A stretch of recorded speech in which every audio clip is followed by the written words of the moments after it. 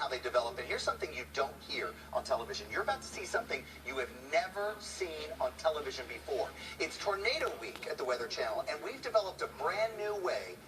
No one's ever done this before. To explain the makings of a twister, Jim Cantore, you're on, sir. No better man. Yeah, here we are in the Weather Lab, and of course, we're very, very proud of this facility, and this is something we're just launching today. We are going to show you the anatomy of a tornado, okay?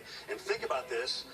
We have all sorts of different sizes of tornadoes, right? You go from the funnel clouds and the weak tornadoes that you guys just showed to the F5 that hit Moore, Oklahoma on this date back in 2013. Horrible day. All right, let's talk about the anatomy of a tornado. It starts with a supercell, a rotating thunderstorm. But on these tornadoes, there is one thing that clearly stands out, especially when we look at radar. It's called a hook echo.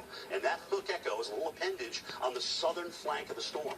We know that these storms aren't flat. They're in the vertical, 40, 50, 60,000 feet. So let's pull this thing up and look at it. Because when you look at this big rotating thunderstorm, and as massive as it is, look at what's going on down here. Look at that tornado. So just a small part, but the most violent part of that supercell is right there in that tornado.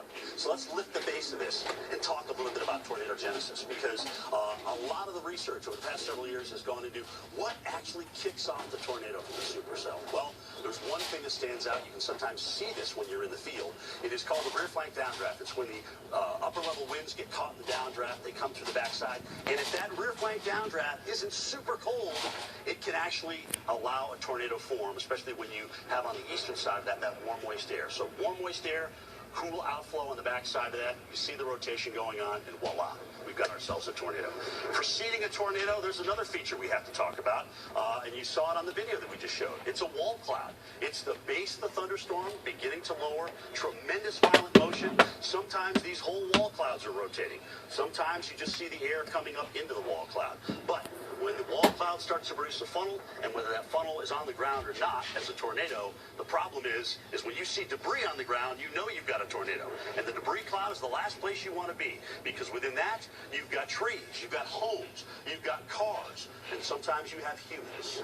And that debris, of course, is being rotated around the storm and is eventually centrifuged out. In some of the stronger tornadoes, we see common features right around that immediate funnel, and that is upward motion right on the outside of that tornado, followed by inward motion, sinking motion on the inside. This is an amazing feat of nature, and no country in the world has more tornadoes than the United States. We average 1,300 per year. Sam, Jen, Anaridis, that's more than 10 times any other country in the world. Wow. That was incredible. Is this? Yeah. Seriously. You know what, Jim? Let's just talk about this just for a second, even before we move on. There's no other forget that. There's no other TV network in the world that is doing what we just did. In the world. This is the first time you've seen this interactive reality with Jim live on TV. I mean, look up into the base of that thing. Yeah. I mean, you get an idea just how violent these things are. You get an idea of why we just can't have you anywhere near a window or a wall. We talked about that yesterday at the State Farm Lab. I mean, just tremendous violent rotation going on through here. And like we saw from the pictures you guys showed at the beginning to this, again, as I said, the anniversary of the Moore, Oklahoma tornado back in 2013 being today, that was an F5. And we know winds were over 200 miles an hour in that. It's just an incredible feat of nature. To be able to show it to you like this at the Weather Channel in the lab, no question, Sam, one of the most awesome things I've done in my 30 years. We have had technicians, graphic artists, trying to put all the elements together to build this for months here. And this is the debut. You will, and I've never been more proud to be a part of the Weather Channel team. And actually, Raph, you know what? Is there any way we can just turn the camera around and show everybody behind the scenes, or probably not in this animation, right? Yeah. I want you guys to see all the people that put the work into it. I'm just out here doing their work. These guys worked hour after hour. They were in here. They were rehearsing with me. Came in early in the morning when they're not used to getting up.